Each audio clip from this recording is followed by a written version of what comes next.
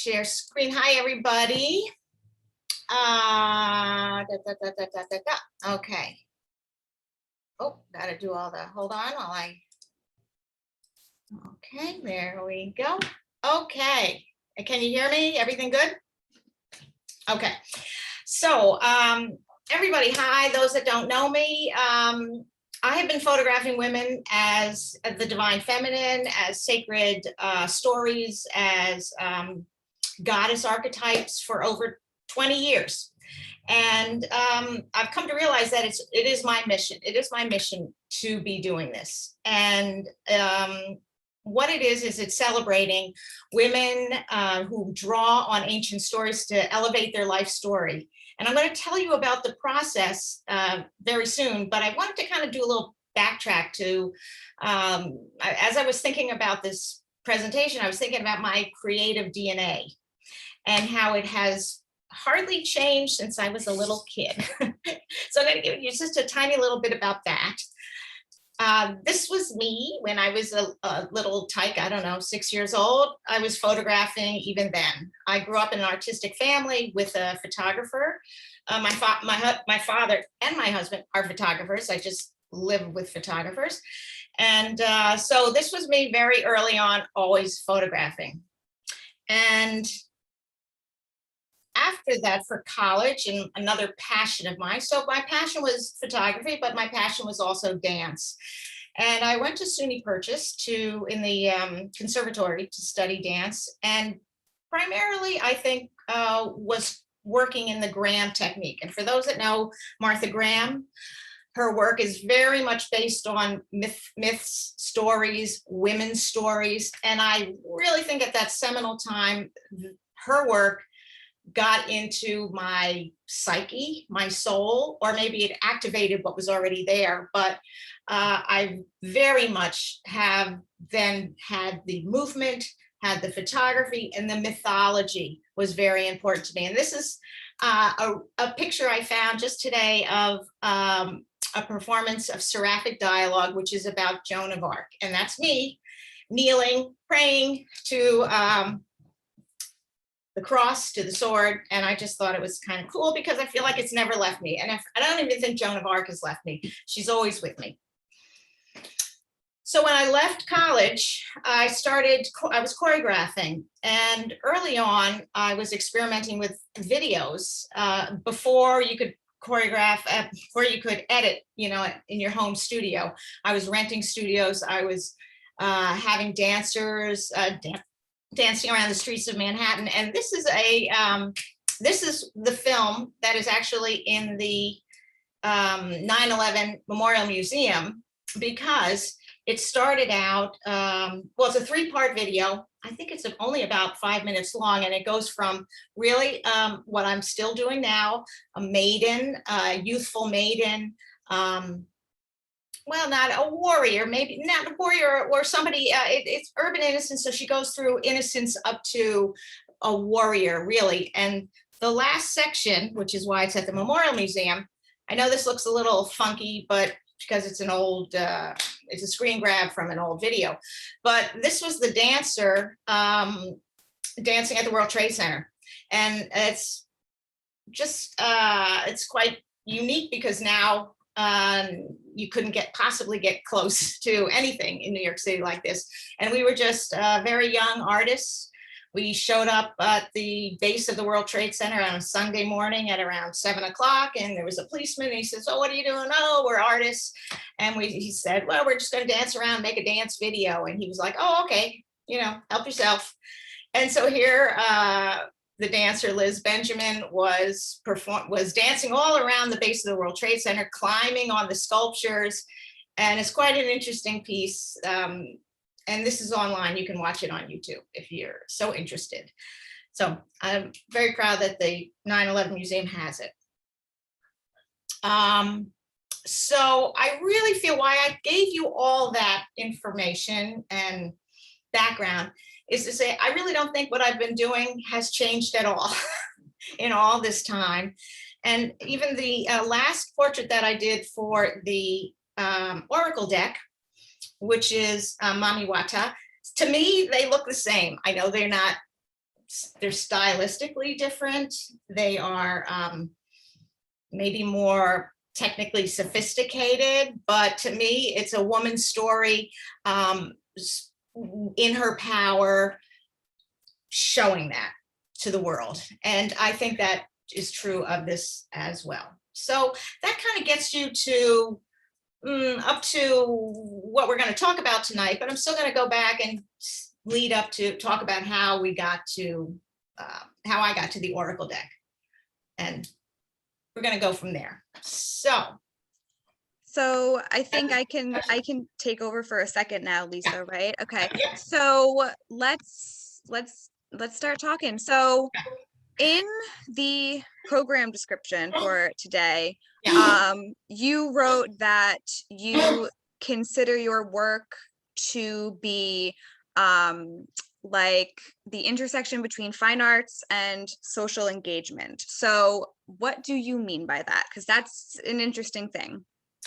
Okay, yeah, what I mean by that is that it's not just about the imagery. It's not about, of course, I'm excited to make interesting images that are beautiful, that are powerful, but a lot of it is about the process and how we get there. And it's about the women going through something and thinking about archetypes or myths or stories that resonate for them, and why does it resonate. And the process we go through is really deeply revealing, and I'm always so honored that women will do that with me and share very deep parts of themselves with the trust that I'm going to show them in the light that they want to be seen.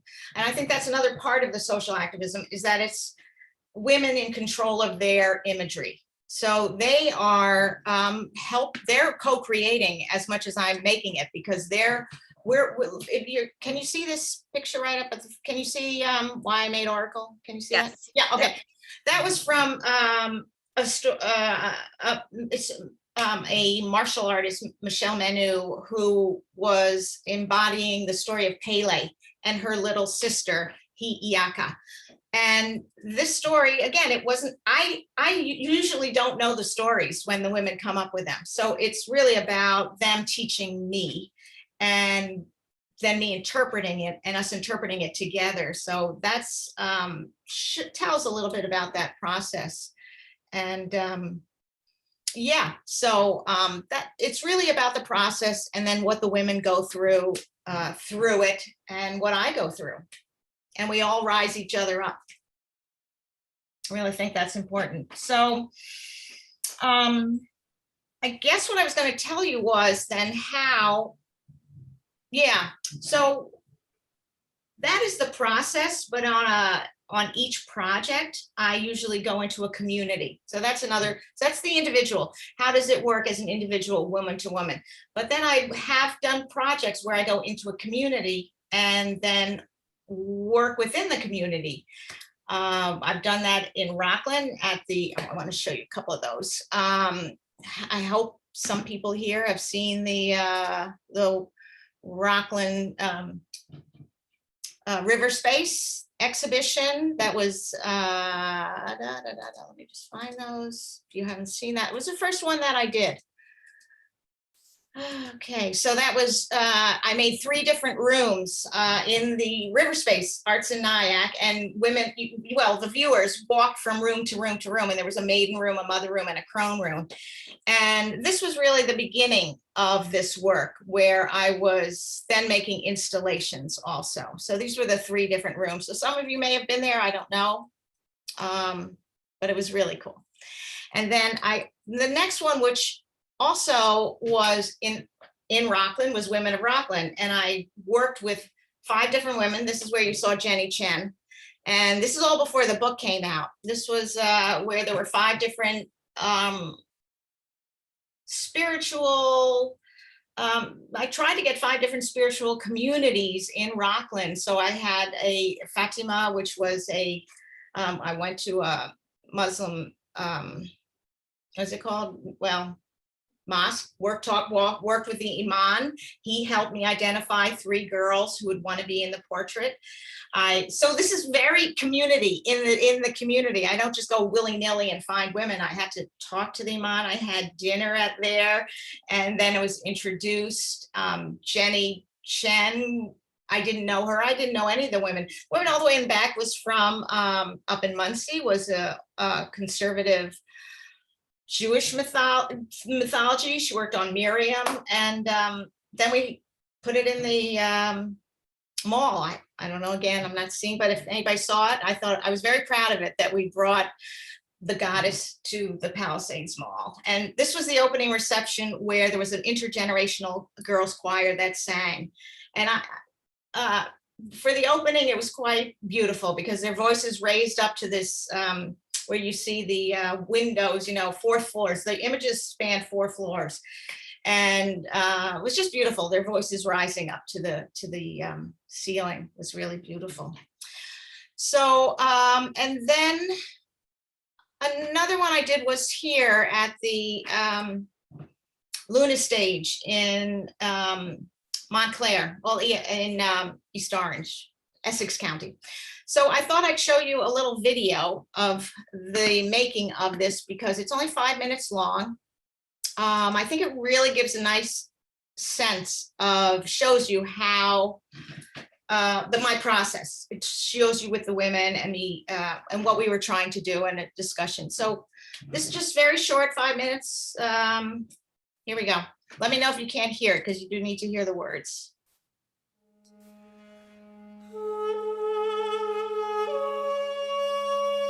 We good?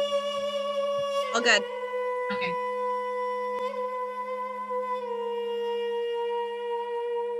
Goddess on Earth is a site-specific multimedia installation that celebrates women in local communities. These installations are a collaboration, as the women themselves choose the myth that most reflects their lives, their passions, and their inspirations. After we make the portraits, they're edited into a video and made into larger-than-life-size banners. So the final installation really reflects the unique and varied nature of the community itself. And yet there's a universal message, one of empowerment and connectivity.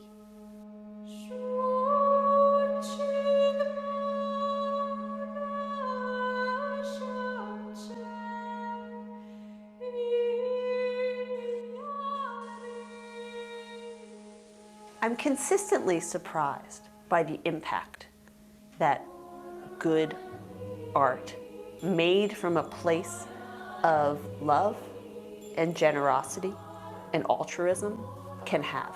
Something intangible, something magical happens that reminds you what it is to be a human being. And I don't think that that is something that comes from any other experience.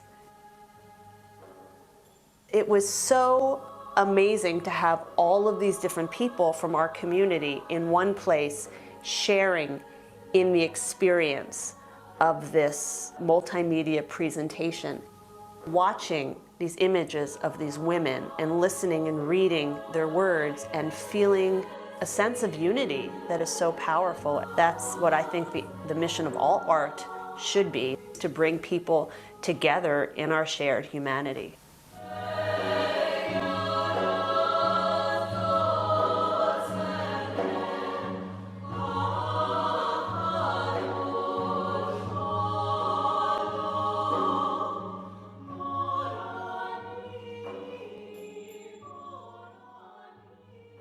I think that one of the most amazing things about Lisa's project, Goddess on Earth, is the process of discovering what the photographs are going to be.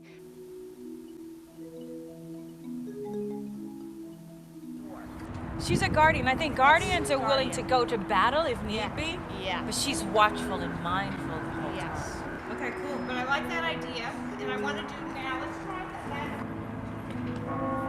I think Goddess on Earth was incredibly successful in many ways. Specifically, the 3 women that were selected to be photographed and be a part of this. I think it was a life-changing experience for them, First of all, just to know that there are such an array, such a history of goddesses, just to know that that exists is enlightening. To really take a moment and think about what your strengths are. What is the connection of where I feel my strength in my life? And what is the connection of that to other women?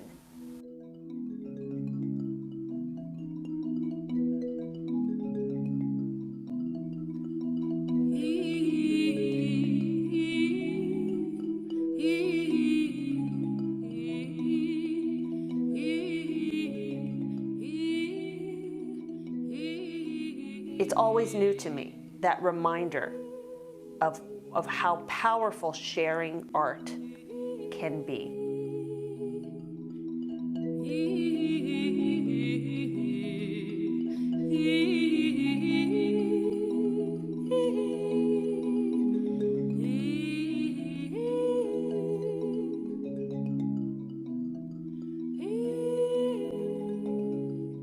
I don't have enough words to describe the way my heart feels happy about this project. And I look forward to it blooming and blossoming in different areas throughout the world so that we can see who we are and be who we are. Yeah. In our world, all people have access to clean water. In our world, all people have access to freedom. In our world, love is the guiding principle. In our world, we honor the earth with each step. In our world, laughter and music heal everything. In our world, people have time to play. In our world, we see the divine in each other.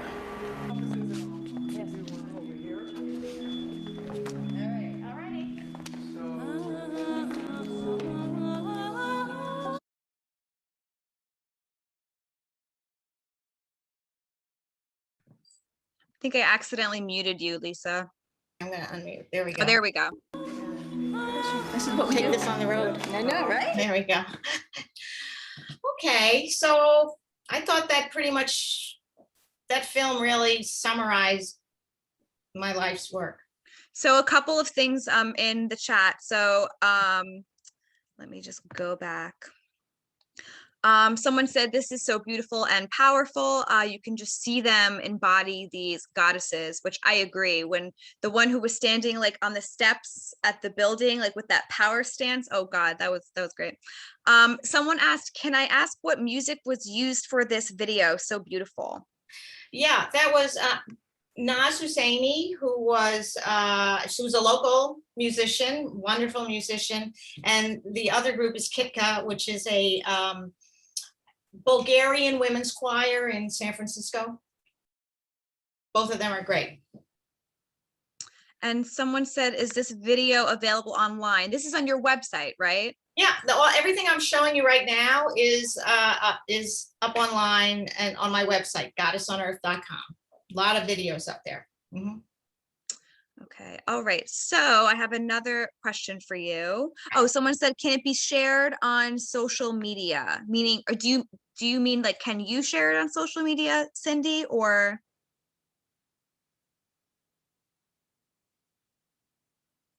Well, she'll let us know what she means, but yeah, everything. yes, yeah. I think once it's up and can be shared for sure. Yeah. Okay, good. Okay, so you have been doing this and photographing, photographing women embodying the divine feminine for over, I think you said like 20 years. Yeah. So how and why have you been able to keep this going for such a long period of time? I ask that of myself every morning. How am I doing this? Why am I doing this? And sometimes I think the goddess actually grabbed me and put me on this path for sure.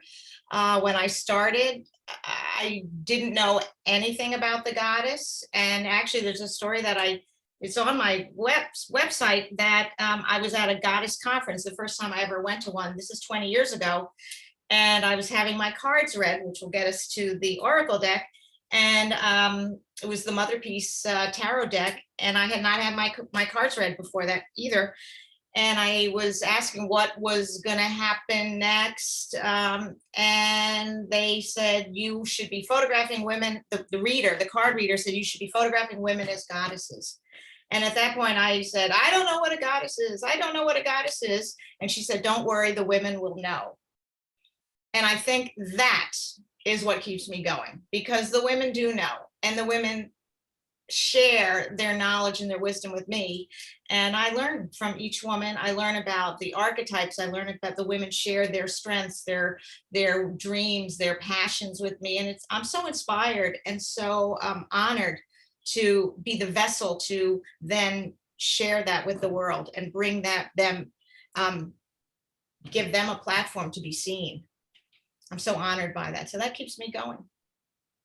Yeah. Well, I was going to ask you what inspires you, but I think that says it. I mean, it's very true. I think that, I don't know. I love that you sort of like go into these, you go places where maybe you don't know, or you're not so comfortable, and you sort of like transform things that already exist, women and, their strength and their power into something. So I don't know. I just think that's very cool. Well, that I'll share then about, for those that were at the not Riverspace, at the NIAC, the other presentation I gave about the women of the Rampo Lenape Nation. That project, I was after the book came out, I was kind of like wondering what to do next. And I had been traveling quite a lot around the country, giving presentations, talks at goddess conferences and women's empowerment conferences and spirituality venues. And I've met a lot of Indigenous women. There's an overlap there. And it made me wonder who are the Indigenous people of the land that I call home, which is the Hudson Valley. And at that point, I did not know the Rampo Lenapes and the nation. And so again, that was to learn. It's all, to me, it's about learning, growing, meeting these women. And it was going into the community and telling them, this is who I am. I'm an artist, and I want to tell your stories. And if you'd like to tell your stories, I will put it out into the world. And so we had several open community meetings where any woman was invited to attend, and it self-identified themselves. The women who wanted to participate participated.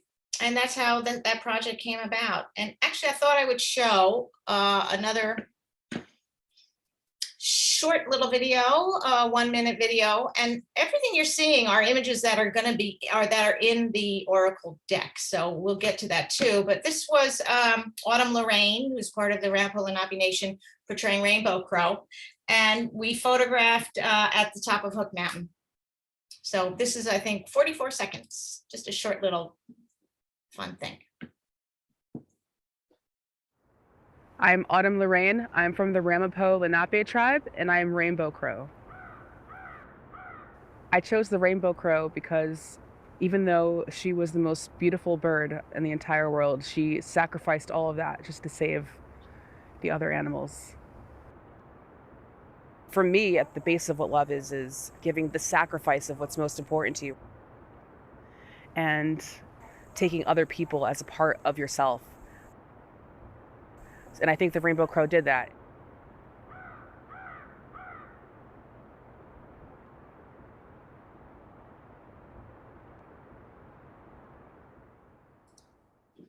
Okay, so I'm going to show you one more, which was also recent. Zuri Crispin is also in Rockland. And we made her portrait of Kwan Yan over in the Rockefellers. I forgot what it's called, but the trail that's along the river, the Hudson River. So we made that there, and I think what she says is just beautiful. So I want you to hear this. My name is Zuri Crispin. I am Kwan Yan. I chose to portray Kwan Yan because I am a listener. I I'm very observant and I'm an artist, so the things that I hear and see, I channel into my art, and I absorb the feelings and emotions of others, which helps me to create. It's important to remember to listen to others, but also listen to yourself and learn from yourself. Really hear yourself. Yeah. But that's the hardest part. I tell myself that I'm beautiful, that I'm worthy, that I'm smart, that I'm enough. Learning to love yourself, I think, is really important, which Kwan Yan has helped me.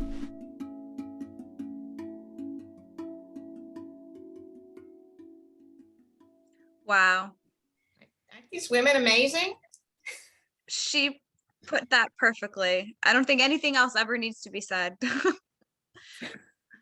Well, you know, that's why I made the Oracle deck. We jump right in there because I learned so much from the women, and each portrait session was as rich as each one of those those little tidbits, and they were as unique, as personal as everything you just saw. And I wanted to share that in a larger way, you know, bring it out into the world. So that's one of the motivations for bringing, well, having done Goddess on Earth and then doing, following it up with the Oracle deck. So that everything is to bring their stories out. So this past year, so like you're used to being super involved and like, you know, in it. So how has like COVID affected that creatively for you? Yeah, first it was like, you know, it was like kind of the globe stopped turning. But actually, for me, it ultimately was an opportunity to finish this project. That the Oracle deck was something I had started several years ago. I made a small sample of what I was in my mind thinking about, and I made 100 copies, and within a month they were all gone. And I was like, oh, okay, there's something here, it resonates. And this year gave me the chance to totally devote myself to writing a 144-page book to accompany it, doubling the size of the deck, creating a structure that I felt, I felt the Oracle deck needed, and that would help people using it get deeper meaning. So it was kind of like, I structured it on the elements: earth, water, air, fire, spirit. And I just what I was doing was gathering the material I already had, and you've seen the images, that some of the images that are in it, and then making them, it was like a jigsaw puzzle. How do they work in those elemental qualities? How do I have diversity of women, age, races, stories? The stories had to be from different cultures. So, and then they had to fit, there were the 5 elements, they had to fit into those 5 elements. So it's quite a jigsaw puzzle. And then it was working with a graphic designer to pull the packaging together, an editor, and doing a Kickstarter to raise the money to manufacture it. So that's what this year was a lot of work, even though I didn't travel. Yeah. That's okay. We were talking the other day and I said, well, you certainly still accomplished something. So that's more than a lot of people can say. Did you want to show your why you made the Oracle video? Oh yeah.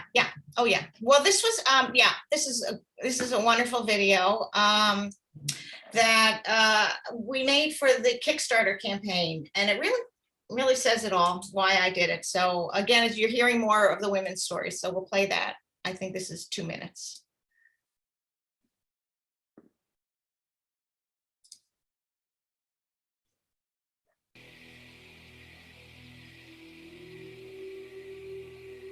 During this critical time, we are witnessing a paradigm shift where women's wisdom and sacred stories will be the foundation for women everywhere rising up. Goddess on Earth Oracle is a 45-card deck structured around the 5 elements and features real women embodying ancient archetypal stories. The portraits reveal the spirit of strong, independent girls, creative, ferocious women, warrior activists, and epic elders from around the world.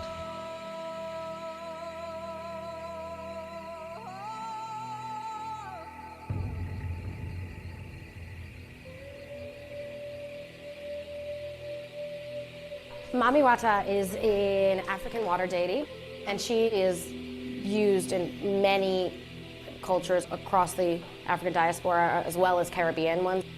And why I love her is that she's kind of all-powerful in a sense.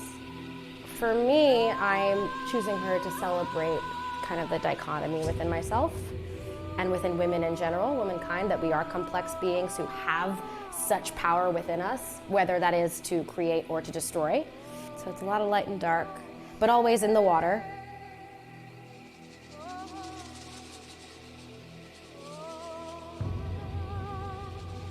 Pele is ferociously a guardian over her little sister in a form of an egg who's being carried around, almost being nurtured and protected like a small child. To me, Pele means to stand in your power, to birth, nurture, destroy, and put to death.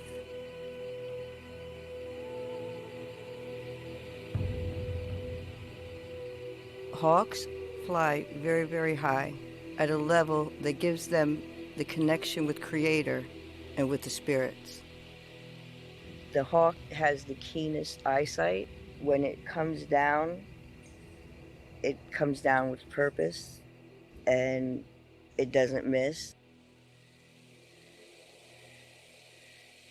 I'm Lisa Levart, a photographer and an artist, and for the past 20 years, I've used my art to fiercely support the empowerment of women worldwide.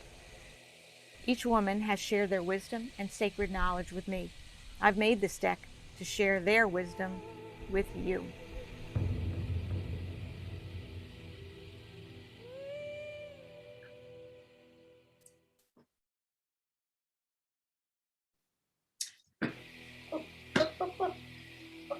Okay. Oh, well, that's okay. So one thing before we move on. So someone, who is it? Let me go back. Karen said that she sent you a private message that you might want to share. So if you can look at your chat, you might see her message. Oh, boy. Yeah, it's kind of hard. It's hard, especially when you're screen sharing, to look at that. So just FYI to Karen. Karen, you want to put it out? If you want to send it to me, Karen, you can also, because I'm not screen sharing, so it's much easier for me to access that. Yeah, it's probably buried for you, Lisa. Don't even worry about it. It's just, yeah. Now I'm not even sure where you are. Don't. Are you all seeing my screen? Yeah, we can see your screen. Oh, okay. I won't dig around too deeply then. Okay, so she'll message me if she wants to. Okay. All have right. it to do that. And someone said, will you be sharing their link with us later? Yes, we will. Oh, she got bumped out and now Oh, I she's back see. in. Yeah. Are you letting her back in? Yeah. Okay. So Karen, I don't know if you had heard, but she can't see her chat because she's screen sharing. So if you want to just share it with me, I will pass it along to her. Okay. Back to meeting. Is that where I actually can't find? Can you see us now? Oh, sorry, we got That's you all all right. messed up. You got me all messed up. All right. Well, I see you right there. I see you little. Oh wait. Maybe make it be bigger. I don't know how to make it bigger. That's all. All right. That's no okay. worries. Okay. That's all right. Yeah. Doesn't matter. So I have a question. So why, you had a book, but what made you decide to make like an oracle deck? Like what I'm missing the link here, I feel like. Okay. Well, I love oracle decks. I think they're fun. And so, all right. So here's the book. And it's a beautiful book. It's, I'm so proud of it. But it's also, I felt like it was sitting on people's altars. It sat on people's altars for sure. It was sitting on people's coffee tables and put in their libraries, all very important. But in my imagination, I wanted it to be a little more interactive. I wanted people to be a tool. Certainly you can use the book because there's a lot of goddess descriptions, archetypes, the women's words are all there. But I thought I don't know if it's going to work. I mean, I'll see when, if people actually buy it when it comes out. But I thought it was a way to be more interactive, to people actually to use it and to be very conscious of the visuals, to look carefully, like what is the message that I'm getting from the woman, and from reading, and but also looking at her, really looking at her portrait, that there might be, oh, there's Karen again, needs to come in the waiting room. So that's why I tried this. I'm trying this structure, and it's a very different structure. When I started it, I thought this is going to be easy, but it was way harder than making a book. Making a book is very complicated, but this was very complex. Here, I'll show you. This is the prototype of it. And you see there you go. And so it has packaging. There is a very big detailed book that goes with it. So I spent a lot of time writing the book, and the book has beautifully. Lisa, just to interrupt you 1 second here. Maybe what we should do is stop sharing your screens, because it's hard, because you're little for all of us. So I don't want to do that. I don't want to do that. Because I want to really be able to look at that, because that looks so nice. Yeah. So how do I pause share? Can I do that? Stop share. Yep. Oh, there we go. Perfect. All good. Okay, good. Yeah, thank you for saying that. So can you see now? All right, there's the book. Let's see, it's very bright, right? Can you see it? Is it too bright? It's a little bright, but that's okay. Reflective, yeah. So there's a section. Each section, here's air. There's a description. What is as we dive into the element of air, or we fly into the element of air, what can that offer us? What information can we get out of that on a personal level? And so you can read about the element of air before you then go into, here's Kiri, Zuri. There's a Kiri also in here. It's so hard to see. You're seeing it all white. But anyway, so there's the book, and it was quite a lot of information in there to be read. And then there's the oracle deck itself and the cards. So each card had a different color. There was this mustard color. I don't know if you're seeing it upside down. This mustard color was for air. So you could tell, oh, I'm reading an air card. There is, you saw this woman up in Morocco. This is a earth green card, the earth card, air card. Let's find you a water card. There's the wonderful Mami Wata. And each card has a message on it, which goes back to what did the woman wanted, what was she trying to interpret, what was she trying to express through her selection of the goddess, through the myth, and then what could it mean to you personally. And so when you get that message by reading that, you would go into the book, you can read about it, and we can look at the pictures more. And then there's a fire, which was the red cards. How's that? Be the light. And finally, spirit.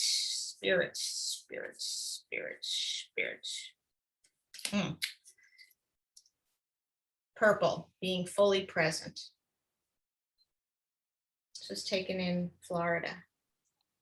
It's interesting, like these images are so striking, I guess. I mean, you know, you obviously like chose sort of like a style for this. You know, so like how, I don't know, that I just like, I mean, it's beautiful, but it's every image is so striking, I guess, which makes for a good deck, I guess. So thank you. Well, I hope that thank you. I hope that people that the images will inspire women and inspire them to see themselves in that way, or to see the quality that that woman was working with and where it might interlap and help her on her own journey, each woman. And so I think Oracle decks are really fun. I think they're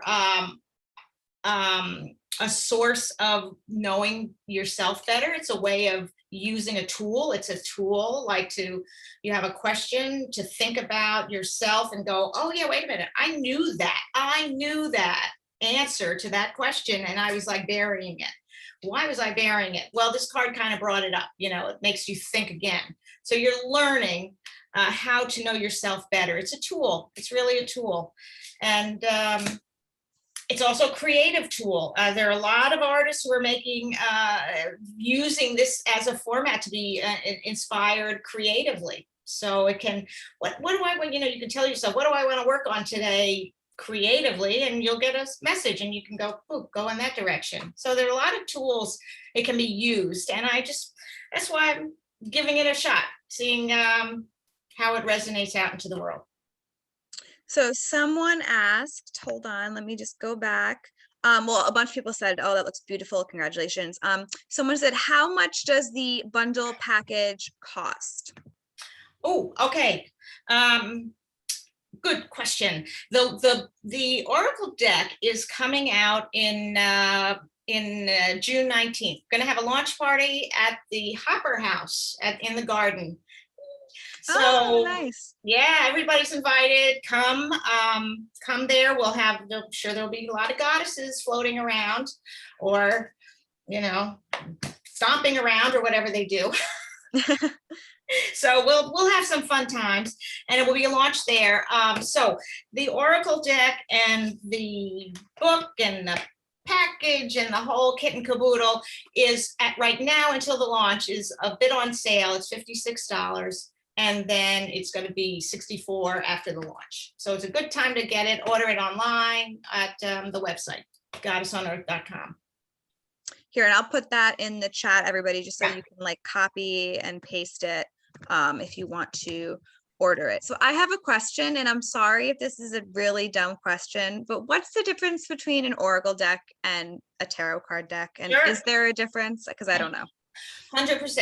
A tarot is a deck has, I think it's, Aldona, you're there, so you'll answer it. I think it's 72 cards, 76. Very set structure of cards, major arcana, the minor, and each card has a specific meaning. So it's a structure. Within that structure, there's a lot of creativity.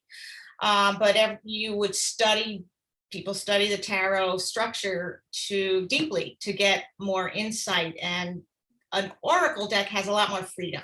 It's a lot more open-ended. It's more, it's certainly using archetypal images. Oh, tarot has 78 cards. Thank you. I knew you would chime in.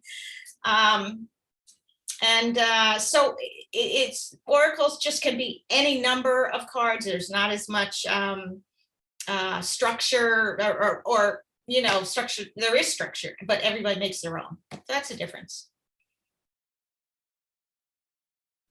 Okay, got it. Thank you. And thank you, Aldana. Yes, she's like our little resident expert at the Nyack Library. So we always have those questions for her. Okay, so you'll have to help me a little bit with this, but so can you show us how to use the deck? Ooh, okay. I'm going to turn on a little light, see if this helps you a little bit with me. Is that a little better? I have a light because it's getting darker out there. There. Yeah, yep, I see. Okay. Okay, good. Okay. Yes. All right. So why don't you ask a question? How specific should this question be? As much as whatever you're feeling right at the moment. Okay. Well, maybe it's personal, but I'll ask it anyway. So I am currently in transition in my romantic relationship, and I'm just wondering if this person's going to continue to be in my life, or if I am going to move on and go on a different path. Okay. So the way I would, well, first of all, I think it's one thing that I've always done, just since we're talking about the process, is I've often done card reading with other friends, with girlfriends. Certainly do it alone, but I also do it as a sharing with other friends, so that it's kind of I'm when I do the cards for myself, not somebody else doing it for me. And even if we're doing it with our friends, you're doing it by yourself, for yourself. But then you're having an interaction, and with good friends, they kind of can help you also interpret. So just saying that. Then I would, once you've identified your question, you would shuffle the cards, and you can't see me, but I'm shuffling them. Okay, here we go. Shuffle them like here. Woo, all that. Woo. Okay. Then what I do is cut them in three piles and then put them back together in a different order. Okay, so I'm dividing them up, got them back up, and now I'm going to spread them out in front of me. And I'm just going to do a 1-card reading. In the book I show different readings. A 1-card, a 3-card. A 1-card will just give you some ideas about the question that you asked. 3-card you could interpret as past, present, future. And then I did make up another spread, which worked on the elements, which take the shape of the back of the cards, and you can use the elemental spread. Okay, so I would. Oh, Aldana said it's good to ask more open-ended questions, like what do I need right now, or what do I know? Okay, so I can do that. My question is, what do I need to listen to right now in myself in order to solve this problem with my love life? So great. So now everyone's going to ask me at work tomorrow what's going on. Okay, interesting. I came up with the clarity of vision. Oh, okay. Okay, so maybe you don't have clarity of vision, but actually maybe you do. So I would say, first of all, I would look at this card in 2 ways. One is that the element, it's spirit. So the spirit element is actually different than all the other elements, which are very somatic. They're of your body. I mean, you can touch it. Fire, you know what earth is, all those things. Spirit is really, this is the last card in the deck, but it's also, it encompasses all the other elements. So it's very complex. And I will, what do I want to show you? I have a little cheat sheet in here. No, for those that come to I made a beautiful little bookmark that if you come to the launch, you're going to get a bookmark that has a cheat sheet on it about all the elements. But anyway, so let's go back to that. I would look it up here. I'm going to use the book to help you with this and see what Clara said. Okay, so I would go first to the book and read. And everybody, did you all notice that was at the hook, this portrait? Did you see that in the video? Oh yeah, who was that again? Which goddess is this? This is, well, it's actually like a spirit animal, like a spirit animal. Okay. Yeah. So here's what it says. Here's what it's clarity of vision. The universe is encouraging you to view your life from a higher perspective. Your intuition is keen and your inner wisdom is grounded in truth. By drawing this card, you are on a path to deepen your spiritual connections. Listen to the wind. The warm breeze carries your ancestors' whispers. They have given you many gifts that hold you aloft, providing everything you need to soar. So I think this is telling you even deeper to listen to. You already know the answer to what you need. You're ready to soar. You're ready to, it also gave you advice about looking at it from above. Look at it, look at the whole picture, see it, not just immediately in your face, see the big picture of what is happening right now. And then and listen. I think you need to quiet down, take time to hear what the messages that are being sent to you from your ancestors. And I think the clarity will come to you. You will have clarity of vision. What a perfect card that got pulled. See, it works, everybody. It really does help. So that would, Someone asked a question. Oh, let me go back. Hold on, sorry. Oh, and by the way, Karen said she will share it with you, and then if you want to share it with everybody else, later in email, we can do that. okay. Okay, so sorry everyone. I did so many questions. Oh, someone had asked about the date and time of your launch party. Thank you. Okay, so June 19th, which is a Saturday, it's weather dependent because it's going to be outside in the garden in the back of the Hopper House. It'll be from 5 to 6:30. Okay, and I will put that in the chat. Have to wear a mask. I think we're wearing masks, I think, by then, but all to be sort of determined. Oh, okay, good. And so the pre-launch is going on until the 19th, and then it's And if you order it, you can order it online. If you order it online, I'll have it. If you're local, I'll have it there for you. I mean, you could do it that, or you could pick it up. We can, pick it up before then. Okay. Okay. So does anybody have we're running out of time here. Does anybody have any questions that they want to ask? You can feel free to go ahead and put them into the chat. I'll give you guys a minute if you want to, and I'll make it so that you can unmute yourselves if you want. Mickey said, I don't know if you can see what she said, but hi Mickey. She said, yeah, what's next? Well, I do have, there are a lot of questions there. Now I'm seeing it. I have one more project in me, which I already started, which is a continuation of the Women of the Rampola Nation. I started, this is before COVID, I started working with women in the Wabanaki Confederacy up in Maine, and also doing working with some women in a tribe, Lower Sioux in Minnesota. So I would like to be traveling more to different, meeting different Indigenous women. I'm calling it the Women of the Indigenous World. We'll see where that goes. Yeah. Actually, there's a wonderful woman in here. I'm going to share one other with you, who is from New Zealand. So if I can find her in the deck.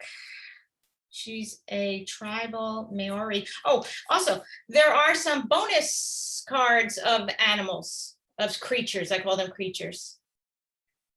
So there are 5 creature cards I didn't talk about.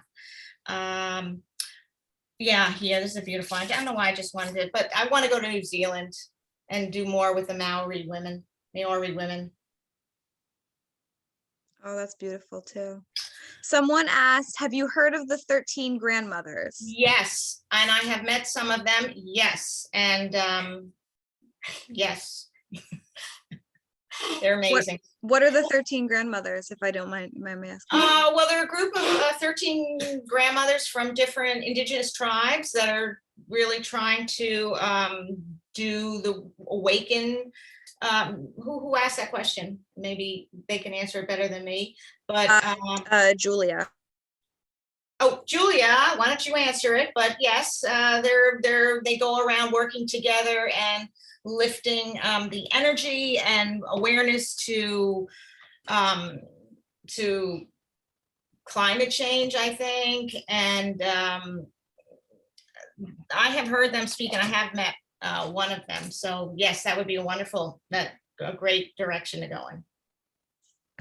I don't know if I explained them, who they are, but everybody go Google them. Oh, well, that's okay. I can, go explore it after this. Someone said, oh, okay, thank you. Okay, so if nobody has any more questions, we will wrap it up because it is basically 8 o'clock.